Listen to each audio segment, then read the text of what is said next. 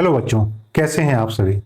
जितने भी ऐसे स्टूडेंट हैं जो आप 2027 का प्रिपरेशन स्टार्ट कर रहे हैं फॉर पॉलिटिकल साइंस एक डोमेन पेपर हो जाता है। और अगर आप मान के चलिए दिल्ली यूनिवर्सिटी, बीएचयू या अदर सेंट्रल यूनिवर्सिटीज का तैयारी कर रहे हैं, प्लान कर रहे हैं 2027 में अपियर होने का, पॉलिटिकल साइंस का एग्जाम आपको देना पड़ेगा।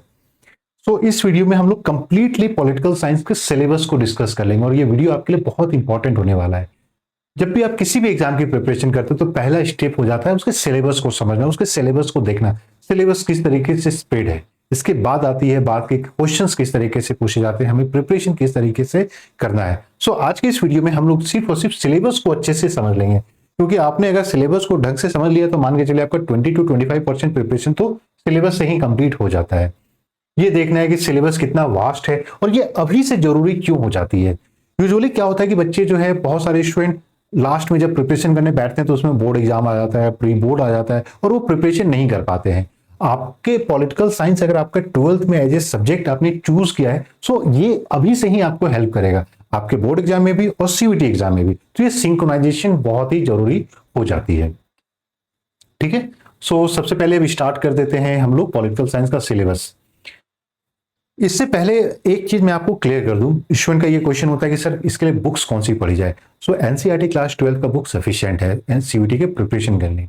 हाँ, डिफरेंस क्या आ जाता है कि आपको एनसीईआरटी बुक से इंफॉर्मेशन कैसे निकालनी, क्योंकि एनसीईआरटी में आपके सब्जेक्टिव एग्जाम के लिए तो आप अपने बोर्ड एग्जाम के लिए प्रिपरेशन कर रहे हैं, लेकिन सीयूईटी में ना ऑब्जेक्टिव टाइप क्वेश्चन पूछे जाते हैं, वहां पे इंफॉर्मेशन पूछा जाता है, तो वो सब चीज को आपको कैप्चर करना बहुत ज्यादा जरूरी हो जाता है। और आपको अगर मान लीजिए प्रीवियस पेपर्स नहीं है आपके पास, सिलेबस नहीं है, तो आप व्हाट्सएप कर सकते हैं, आपको सिलेबस दे दिया जाएगा और study material, question bank, test series सब कुछ प्रोवाइड किया जा रहा है, तो आप जो है सब कुछ एक्सेस कर सकते हैं। सिलेबस आपका दो पार्ट में डिवाइडेड है। पार्ट 1 हो जाता है जो इंडिया के परस्पेक्टिव में, और पार्ट 2 हो जाता है जो आपका ग्लोबल इंटरनेशनल रिलेशन का पार्ट हो जाता है। पार्ट 1 है आपका politics in India since independence. ठीक है, उसमें आपके 9 themes tracing the evolution of Indian democracy from Nehru's nation building to the present day challenges, ये आपको देख लेना है। ठीक है, politics in India since independence. अब इसके जो सब पार्ट है, era of one party dominance, nation building and its problem, politics of plan development, तो ये आपके सब पार्ट हो जाते हैं। ठीक है, सबसे पहले हम लोग देख लेते हैं era of one party dominance. देखिए, आप जब प्रिपरेशन करें तो ये भी इंपॉर्टेंट हो जाता है कि ऑन एवरेज इन सारे टॉपिक से क्वेश्चंस का डिस्ट्रीब्यूशन किस तरीके से, मतलब वेटेज क्या है, तो वो भी आपको एक सेपरेट वीडियो में हम लोग वेटेज के बारे में बात करेंगे। फॉर एग्जांपल कि politics in India since independence का कितना वेटेज है, और इसमें जो है फिर पार्टी 1 पार्टी डोमिनेंस का क्या वेटेज है, क्योंकि सीयूईटी में आपके टोटल 50 क्वेश्चंस पूछे जाएंगे, तो ये 50 क्वेश्चन ऑन एवरेज कौन कौन से टॉपिक से डिस्ट्रीब्यूशन आ रहा है, और ओवर द पीरियड, क्योंकि हम लोगों के पास 28 पास्ट पेपर्स हैं, तो ये सारे 28 पास्ट पेपर्स को जब आप एनालाइज करते हैं तो क्या चीज निकल कर आती है कि ऑन एवरेज कौन कौन से ऐसे टॉपिक है जिसका वेटेज ज्यादा है, वो समझना बहुत जरूरी है। Era of one party dominance. ठीक है, तो फर्स्ट 3 जनरल इलेक्शन के बारे में देख लेना है। Nature of the Congress dominance at the national level, जब हम बोलते हैं द कांग्रेस एरा, ठीक है, रजनी कोठारी के द्वारा जो टर्म दिया गया था वो इंपॉर्टेंट हो जाता है। Uneven dominance at the state level, coalition nature of the Congress, major opposition parties. तो यहाँ पे ना आपको वो सारे पार्टीज के बारे में देख लेना है, पार्टीज का फॉर्मेशन कब हुआ, कौन कौन से स्टेट स्पेसिफिक पार्टीज थे, उनके फाउंडिंग फादर्स कौन से थे, फाउंडिंग लीडर्स कौन कौन से थे। ठीक है, वो सारी चीजें देख लेना है। नेक्स्ट हो जाता है, नेक्स्ट इंपॉर्टेंट टॉपिक है nation building and its problem. अब नेशन बिल्डिंग क्यों, क्योंकि आफ्टर इंडिपेंडेंस पूरा गवर्नेंस का स्ट्रक्चर सेटअप किया जा रहा था, तो उसके क्या क्या इश्यूज थे, क्या क्या चैलेंजेस थे। नेहरू का क्या, पंडित नेहरू का क्या अप्रोच था towards nation building. Legacy of partition, legacy का मतलब हो जाता है कि जब पार्टीशन हुआ तो उसके कारण हम लोगों ने कौन कौन से प्रॉब्लम्स को इनहेरिट किया, कौन कौन से प्रॉब्लम्स हम लोगों को फेस करना पड़ा। तो challenges of refugee, resettlement, the Kashmir problem, organisation and reorganisation of states.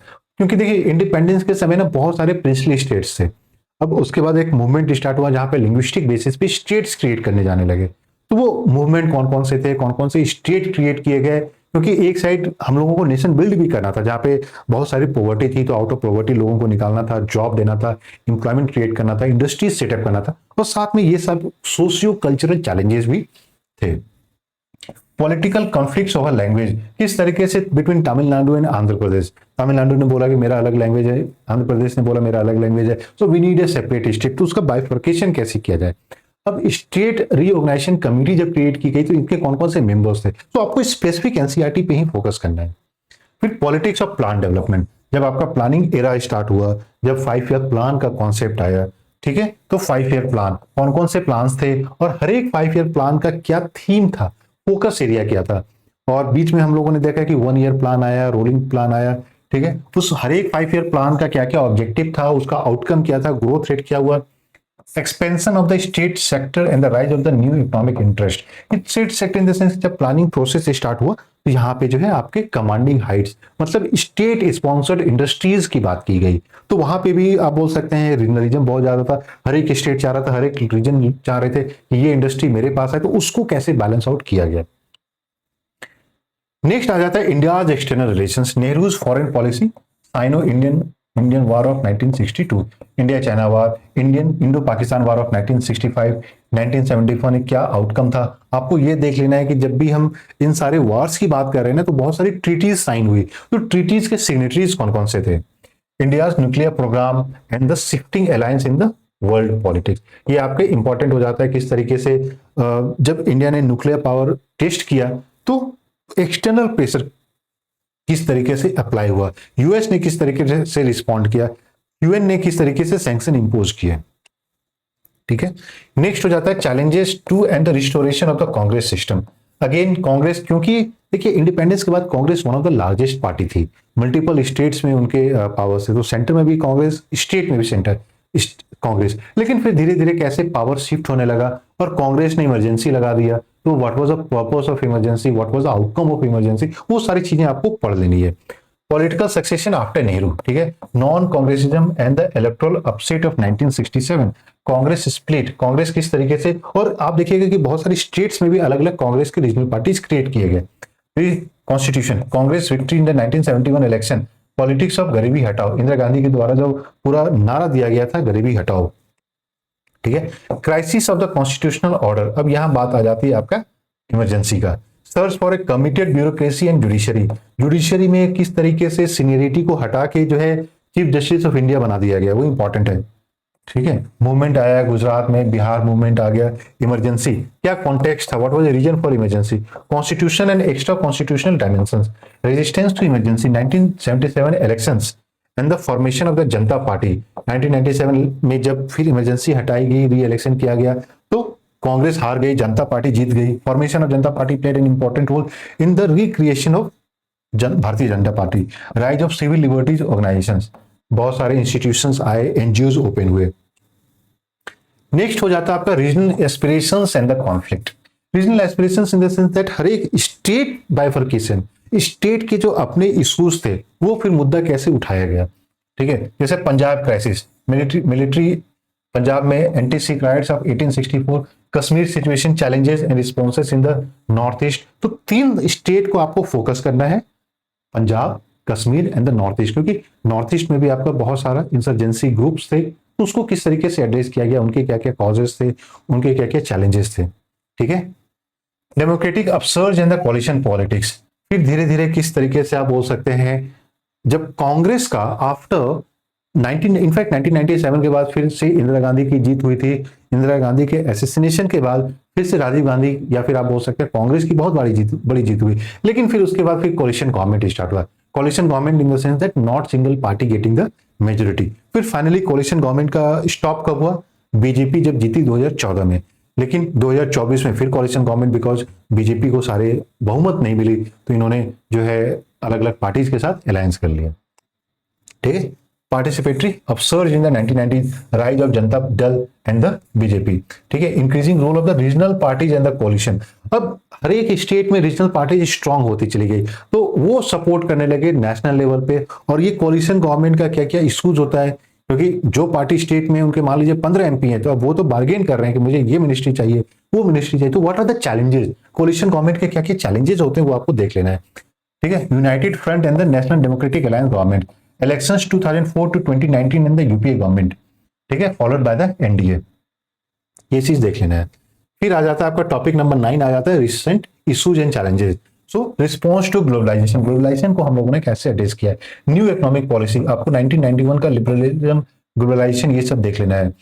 opposition, rise of the OBCs in the North Indian politics, Dalit politics in the electoral and the non-electoral arena, challenges of the communism, the Ayodhya issue। तो ये सारे आपके recent, तो आप बोल सकते हैं कि 1991 के बाद फिर क्या क्या इश्यूज आया, क्यों? क्योंकि एक हम लोग ने जॉबलेस ग्रोथ भी देखा, एक साइड आपका इनकम भी राइज कर रहा था, लेकिन दलित मूवमेंट, ठीक है, शेड्यूल कास्ट के मूवमेंट्स स्टार्ट हो गए, स्टूडेंट मूवमेंट स्टार्ट हो गया, रीजनल पॉलिटिक्स स्टार्ट हो गया। अब ये वो समय था, आप देखिएगा, जहां पे बहुत सारे रीजन्स में जो है एक कम्युनिटी बेस्ड पॉलिटिक्स हो गई। अगर हम बात करते हैं बिहार की, तो राष्ट्रीय जनता दल, अब वहां पे सारे यादव हो गए। या फिर हम बात करते हैं जब मायावती की, दलित मूवमेंट, हम बात करते हैं समाजवादी पार्टी की, तो वो रीजनल दलित जो पूरा मूवमेंट था वो कैसे एक पार्टी के रूप में उभर कर निकला, उस सब देख लेना है।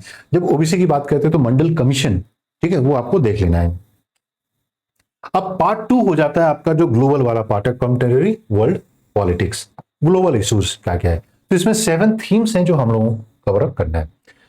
पहला हो जाता है disintegration of the second world and the collapse of the bipolarity, again NCERT chapter 1, class 12 का पॉलिटिकल साइंस का, ठीक है। New entities in the world politics, Russia, Balkan states and the Central Asian states. So ये है basically कि जब आपका break हुआ यूएसएसआर, तो आपको देख लेना है कि what were the causes of break, what were the process through which this break happened. कब हम लोगों ने बोला कि हाँ यूएसएसआर का डिसइंटीग्रेशन हो गया, फिर what was the outcome of disintegration, what were the institutions that were created, for example creation of CIS, Commonwealth of independent states. फिर आपके बल्कन स्टेट्स, ये कौन कौन से स्टेट्स थे जो यूएसएसआर से बाहर निकलकर अलग हुए। फिर पोस्ट कम्युनिस्ट रिजीम, इंडिया का क्या रिलेशन रहा with Russia and other communist countries, तो वो पूरा डिटेल्ड में आपको देख लेना है, ठीक है। नेक्स्ट सेकंड टॉपिक हो जाता है alternative centres of economic and political power. Alternative centres in the sense that जब हम बोलते हैं बाइपोलर वर्ल्ड, यहां पे हम लोगों ने बोला कि दो पावर हाउस था, एक आपका हो गया यूएसए और दूसरा हो गया ये आपका यूएसएसआर, ठीक है। अब नेक्स्ट हम लोग बोलते हैं कि किस तरीके से अल्टरनेटिव शिफ्ट हुआ है, किस तरीके से अलग अलग कंट्रीज का राइज हुआ है, जहां पे हम चाइना की बात कर रहे हैं, कोरिया की बात कर रहे हैं, इंडिया की बात कर रहे हैं, ब्राजील की बात कर रहे हैं, तो किस तरीके से from bipolar to multipolar world, ठीक है। Economic power in the post Mao era, Mao आपका China, creation and expansion of the European Union and ASEAN, ASEAN आपका East Asian countries, India challenging relations with China, Japan, South Korea, ठीक है। किस तरीके से जब ये सारी कंट्रीज ग्रो कर रही थी, तो इंडिया किस तरीके से अपने आप को इवॉल्व किया in response to all this. एक बहुत इंपॉर्टेंट टॉपिक हो जाता है South Asia in the post cold war era. Post cold war era मतलब आपका 1990s के बाद, ठीक है। इंडिया किस तरीके से अपने आप को सिचुएट किया इस सिचुएशन में, क्योंकि अभी भी आप देखिएगा तो ये सारे अनस्टेबल डेमोक्रेसीज है। आप चाइना को हटा दीजिए तो पाकिस्तान, श्रीलंका, बांग्लादेश, नेपाल, ये चारों ऐसे हैं जहां पे आपके आप सिविल राइट्स नहीं बोल सकते, लेकिन कुछ ना कुछ चलते रहता है। नेपाल, बांग्लादेश, श्रीलंका में तो हम लोगों ने देख लिया किस तरीके से सिविल राइट्स हुए, अपसर्ज हुआ, तो उसमें इंडिया अपने आप को किस तरीके से सिक्योर करता है, अपने पोजीशंस को किस तरीके से इंश्योर करता है। तो यहाँ पे आपको एथनिक कॉन्फ्लिक्ट्स इन श्रीलंका देख लेना है, और एथनिक कॉन्फ्लिक्ट्स इन नेपाल देख लेना है, पाकिस्तान देख लेना है, बांग्लादेश देख लेना है, ठीक है, ये सब चीज को देख लेना है। नेक्स्ट इंपॉर्टेंट टॉपिक हो जाता है international organisations in the unipolar world. Unipolar world, अब ये कॉन्सेप्ट यूनिपोलर वर्ल्ड कहां से आया, जब यूएसएसआर का डिसइंटीग्रेशन हो गया, मतलब हमारे पास सिर्फ और सिर्फ यूएसए बचा, ठीक है।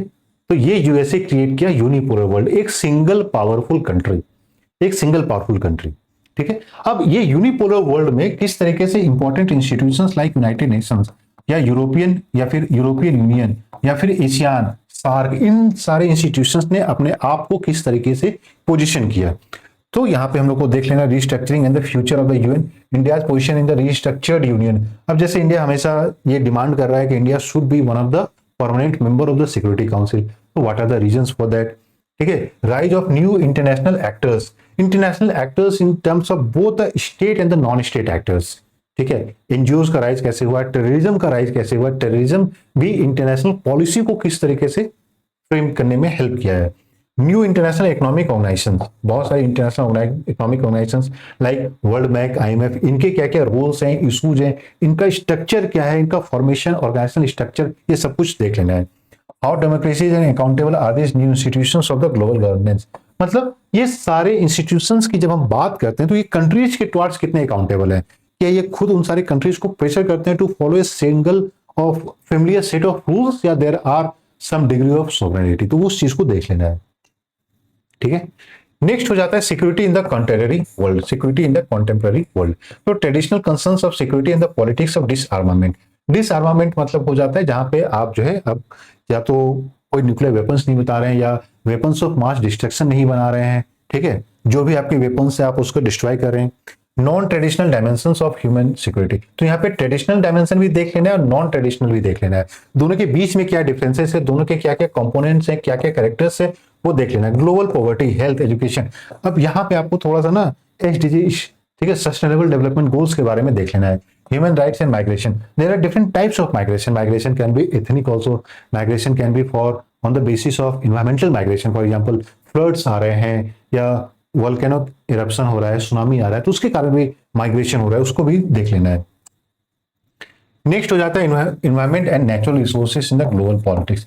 देखिए एक चीज आप हमेशा देखिएगा, the global politics always revolve around your natural resources. Natural resources बहुत इंपॉर्टेंट रोल प्ले करता है, ठीक है। इन्वायरमेंटल मूवमेंट देख लेना है, evolution of the global environmental norms देख लेना है, कौन कौन से ट्रीटी साइन हुए हैं, कौन कौन से कॉन्फ्रेंसेस हैं, conflict over traditional and common property resources, ठीक है, rights of indigenous people, for example tribal rights. अब फॉरेस्ट के ऊपर किनकी राइट है, ट्राइबल्स की है जो ओरिजिनली फॉरेस्ट में रह रहे थे, या फिर जब हम बोलते हैं हिल्स पे किसकी राइट है, हिल्स ट्राइब, ठीक है। India stand in the global environmental debates, India ने क्या रोल प्ले किया in bringing this global debate, for example international solar alliance, international solar alliance का ऑफिस कहाँ लोकेटेड है ये देख लेना है। फिर नेक्स्ट लास्ट टॉपिक है globalisation and its critics. Globalisation एक तरीके से हेल्प भी किया है और दूसरे तरीके से एक्सप्लॉयटेशन में भी इंपॉर्टेंट रोल प्ले किया है। फॉर एग्जांपल आप देखिएगा जितने जो बड़ी बड़ी कंपनी जो उन कंट्रीज में ज्यादा ऑपरेट करने की सोचती है जहां पे लेबर लॉज स्ट्रिक्ट नहीं है, क्यों, क्योंकि वहां पे वो लेबर्स को एक्सप्लॉइट कर सकती है। इंडस्ट्रीज वहां काम करना चाहते हैं जहां पे वो इन्वायरमेंट को डिस्ट्रॉय कर सकती है, कोई क्वेश्चन नहीं पूछा जाए, तो उन सभी टॉपिक्स को देख लेना है। Economic, cultural, political manifestation, debate on the nature and consequences of globalisation, what are the consequences of globalisation, ये सारी चीजें देख लेना है। Anti globalisation movements, India as an arena of globalisation and the struggle against it, तो India specific सारी चीजें आपको देख लेना है। इंडिया अपने आप को कैसे पोजिशन कर रहा है, what role India has played both for global south, क्योंकि इंडिया को एज ए माना जा रहा है कि representative of the global south, जितने जो डेवलपिंग और अंडर डेवलप कंट्रीज है उनका रिप्रेजेंटेटिव इंडिया है, तो वो रोल इंपॉर्टेंट है जो देखना है आपको। सो ये पूरा आपका सिलेबस हो जाता है। और एक चीज ये भी डिसाइड किया है हम लोगों ने that topic wise question bank तो हम लोग आपके साथ शेयर करेंगे ही करेंगे, लेकिन हम लोग ये करेंगे ना कि अराउंड 10 क्वेश्चंस हर एक टॉपिक का पिक करेंगे और फिर आपको वो डिस्कस करेंगे सो दैट आपको पता चल जाए कि अगर मान लीजिए era of one party dominance की बात हो रही है तो इसमें क्वेश्चंस किस तरीके से पूछे जा रहे हैं, ठीक है। तो ये चीज आपको देख लेना है। सो अगर आप चैनल पे न्यू हैं तो एक चीज तो पहला आपको काम करना है कि चैनल को सब्सक्राइब कर लेना है, ठीक है। और ये ना एक पूरी सीरीज हम लोग लाएंगे बिफोर एग्जामिनेशन दिसंबर तक, जहां पे सारे टॉपिक्स को हम लोग डिस्कस करेंगे, सिलेबस को डिस्कस करेंगे, क्वेश्चंस को डिस्कस करेंगे।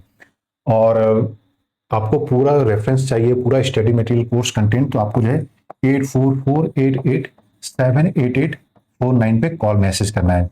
आपको यहाँ पे सैंपल नोट्स किस तरीके से मिल रहे हैं, और ये जैसे हम लोगों ने सिलेबस डिस्कस किया है, इसके साथ साथ जो क्लास लेक्चर्स होते हैं उसमें हम लोग सारे क्वेश्चन पेपर आपको देखिए 28 क्वेश्चन पेपर प्रोवाइड किया जाएगा, जी हाँ, डिफरेंट ईयर्स के 28 अलग अलग शिफ्ट में जो क्वेश्चन जो एग्जाम कंडक्ट कराए गए थे सारे क्वेश्चन पेपर्स आपको प्रोवाइड किए जाएंगे। सो फटाफट आप जो इस नंबर पे कॉल कीजिए, और अभी से अब वो टाइम आ गया सीरियस होने का।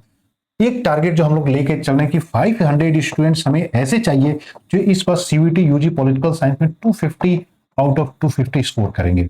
ये हम लोगों का मिशन है। अब ये देखना है कि ये कितने स्टूडेंट्स का मिशन है, क्योंकि दिल्ली यूनिवर्सिटी के अगर टॉप कॉलेज में टॉप कोर्स में आपको एडमिशन चाहिए ना, तो कम से कम 250 आउट ऑफ 250 स्कोर करना पड़ेगा पॉलिटिकल साइंस में। आप इस बार का कट ऑफ निकाल के देख लीजिए, 960 गया है। 960 तो लास्ट स्टूडेंट का कट ऑफ है जिसको हिंदू कॉलेज पॉलिटिकल साइंस में एडमिशन मिला है। सो अगर आप इससे कम सोच रहे हैं तो फिर आप छोड़ दीजिए दिल्ली यूनिवर्सिटी, ठीक है। अगर अच्छे से प्रिपरेशन कीजिएगा तो 100% टॉप कॉलेज के टॉप कोर्स में आपको एडमिशन मिलेगा। और क्या क्या कोर्स कंटेंट है आप एक बार इस नंबर पे कॉल व्हाट्सएप मैसेज कर दीजिएगा तो आपको शेयर कर दिया जाएगा। रफली मैं बता दूं, एनसीईआरटी के chapter wise notes, summary notes, concept notes, ये सारे 28 पेपर्स, हर एक chapter wise lectures, recorded lectures, सारे क्वेश्चन का solution, detailed lectures on the questions, mock papers, topic wise question में सब कुछ मिलने वाला है। तो ये खजाना है जो आप लोग को दिया जाएगा। सो वीडियो पसंद आए तो प्लीज वीडियो को लाइक कर दें, नोटिफिकेशन बेल भी दबा दें, सो दैट सारे इंपॉर्टेंट अपडेट्स आपको मिलते रहेंगे। और ये लेक्चर्स जो है जो हम लोग यूट्यूब पे चला रहे हैं चैनल के बारे में, आप अपने फ्रेंड्स को भी शेयर कीजिए, सो दैट उनको भी ये सारा बेनिफिट मिल सके। So thank you and we wish you all the very best.